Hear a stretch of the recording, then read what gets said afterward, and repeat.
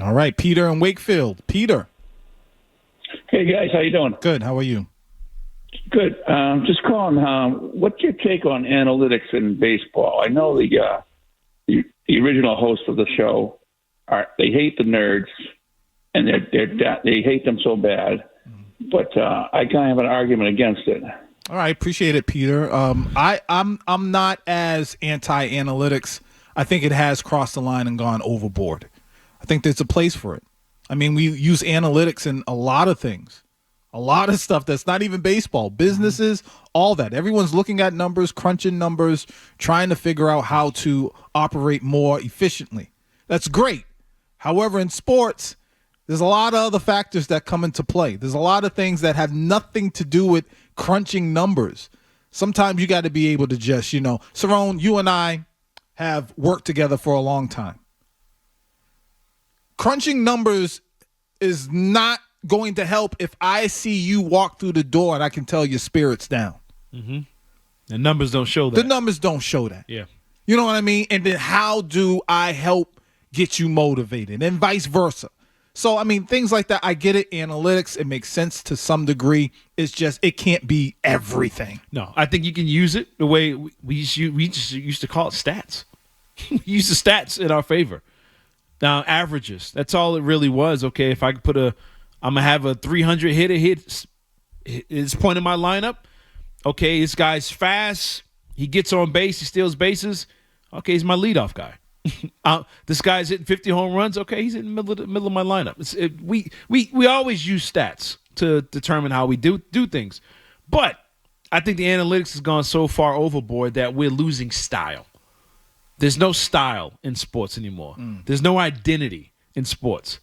Everybody plays the same way in every sport, and because everybody uses the same data, the same numbers, and the same ways of breaking it down. So you end up with a league with 30 teams that do the exact same thing. They just have the talent that can either execute it or they can't. And I'm a die for those. I know you guys know I'm a die-hard what I call golden era basketball fan. Same thing with the NFL. 80s, 90s basketball, to me, was the golden era. And same thing with football. I wouldn't say 80s and 90s, but I believe there was golden eras of football, early 2000s. I think was when you had the Steelers, the Colts, Patriots.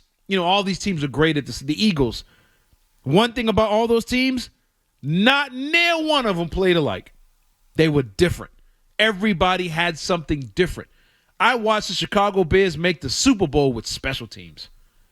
They said Devin Hester's our biggest weapon. Let's build our team to play defense and put the ball in our kick returner's hand. Got them to the Super Bowl, and he opens the Super Bowl with a touchdown. They just had Rex Grossman, and it all fell apart in the end for them. But teams did everything different. 90s basketball. The Bulls didn't play like Showtime. You see what I'm saying? The Knicks didn't play like the Pistons bad boys. Shaq and Penny were totally different than the Utah Jazz. They had this Kobe, Shaq, Nick Van Exel, and Robert Horry. Oh, my God. Utah just said, we're going to play cerebral pick-and-roll basketball and destroyed them. They swept them. It's so right. Everybody had an identity. Pick and roll, triangle offense. It was just defensive. We're gonna funnel it to the center with Akeem Olajuwon, put 4 role players around them, kind of like today's NBA. When they double team, I'm kicking it out for 3, and that's the way they play. But coaches had more power.